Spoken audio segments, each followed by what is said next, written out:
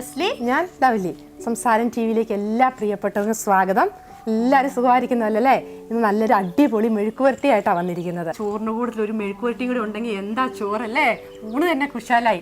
അപ്പൊ ഞങ്ങൾ ഇന്ന് വളരെ സിമ്പിളായിട്ട് തന്നെ ഉണ്ടാക്കിയെടുക്കാൻ പറ്റിയ ഒരു ബീൻസ് മെഴുക്കുവരട്ടിയാണ് തയ്യാറാക്കുന്നത്. ഇപ്പൊ ബീൻസ് ഒക്കെയാണ് എപ്പോഴും നമ്മുടെ മാർക്കറ്റിലൊക്കെ കിട്ടുന്ന ഒരു പച്ചക്കറി അല്ലേ. അപ്പൊ എല്ലാവർക്കും ഇഷ്ടമായിരിക്കും. ഇപ്പം ബീൻസ് മാത്രമല്ല, ഇത് പച്ചപ്പയറും അതുപോലെ കോവയ്ക്ക, വഴുതനങ്ങ ഉപയോഗിച്ച് നമുക്ക് ഇങ്ങനെ മെഴുക്കുവരട്ടി ചെയ്യാം. അപ്പൊ നമുക്ക് അതെങ്ങനെയാണ് തയ്യാറാക്കുന്നതൊക്കെ അതിനുവേണ്ടി ഞങ്ങൾ 250 ഗ്രാം ബീൻസ് ഇവിടെ എടുത്തു വെച്ചിട്ടുണ്ട്. അതുപോലെ 5-6 അല്ലി അല്ലെ വറ്റൽ മുളക്, വെളുത്തുള്ളി, ചെറിയ മീഡിയം സൈസ് സവോള, കറിവേപ്പില ഒക്കെ ഞങ്ങൾ. അപ്പൊ നമുക്ക് ഇതൊന്നെല്ലാം ഒന്ന് അരിഞ്ഞെടുക്കാം.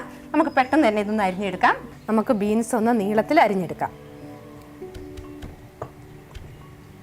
ഇനി നമുക്കിതൊന്ന് ചതച്ചെടുക്കണം. ഇതിലേക്ക് ഞങ്ങൾ 6 അല്ലി വെളുത്തുള്ളി, 6 വറ്റൽ മുളക്, ഒരു തണ്ട് കറിവേപ്പില, അതുപോലെ 4 അല്ലി ചെറിയുള്ളി എല്ലാം കൂടി ഇതിനകത്തേക്ക് ഇട്ടിട്ടുണ്ട്. നമുക്കിതൊന്ന് ചതച്ചെടുക്കണം. നമുക്കൊന്ന് ചതച്ചെടുക്കാം. ഇനി വേണ്ടത് ഒരു സവോളയാണ്. മീഡിയം സൈസ് സവോള കനം കുറച്ച് അരിഞ്ഞെടുക്കാം. ഒരു സവോള മതി അല്ലേ.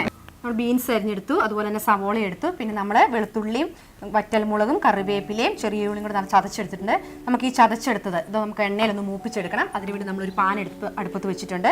നമുക്ക് വെളിച്ചെണ്ണ ഒഴിച്ചിട്ട് ഈ ചതച്ചെടുത്ത സാധനങ്ങളെല്ലാം കൂടെ ഒന്ന് നമുക്ക് എണ്ണയിൽ നന്നായിട്ടൊന്ന് മൂപ്പിച്ചെടുക്കാം. എണ്ണ നന്നായിട്ട് ചൂടായിട്ടുണ്ട്. ഇനി നമുക്കൊരല്പം കടുക് ഇട്ട് കൊടുക്കാം.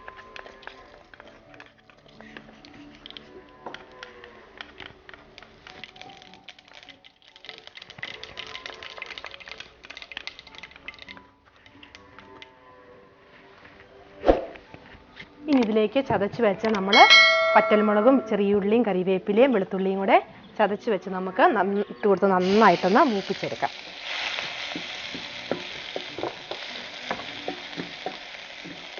എണ്ണയെ കിടന്ന് നന്നായിട്ട് മൂത്ത് വരുന്നത് വരെ നമുക്ക് ഇളക്കി കൊടുക്കണം. എന്നാൽ ആ മെഴുക്കുവരട്ടിയുടെ നല്ലൊരു ടേസ്റ്റ് കിട്ടുള്ളൂ. നന്നായിട്ട് മൂത്ത് വന്നിട്ടുണ്ട്. ഇനി നമുക്കിതിലേക്ക് നമ്മൾ അരിഞ്ഞു വെച്ച സവോള ചേർത്ത് കൊടുക്കാം.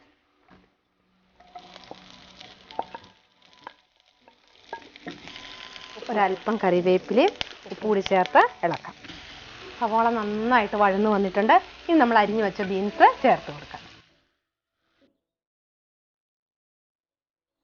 ഒട്ടും വെള്ളം ചേർക്കാതെ ചെറു തീയിൽ മൂടി വെച്ച് നമുക്കൊന്ന് വേവിച്ചെടുക്കാം. ഏകദേശം ഒരു 8 മിനിറ്റ് ആയിട്ടുണ്ട്. ഇടയ്ക്ക് ഒരു 5 മിനിറ്റ് ആയപ്പം തുറന്ന് നോക്കി ഇളക്കി കൊടുത്തിരുന്നു. ഇനി നമുക്കൊന്ന് തുറന്ന് നോക്കാം. നമുക്ക് നോക്കാം റെഡി ആയോന്ന്. അപ്പം നമ്മുടെ ബീൻസ് മെഴുക്കുവരട്ടി ഇവിടെ റെഡി ആയിട്ടുണ്ട്. നമുക്ക് സ്റ്റൗ ഓഫ് ചെയ്തൊന്ന് സെർവിംഗ് ബൗളിലേക്ക് മാറ്റാം.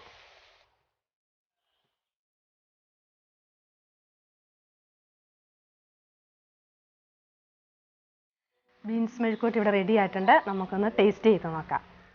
ലെസ്ലി ഒന്ന് ടേസ്റ്റ് ചെയ്ത് നോക്കിക്കേ.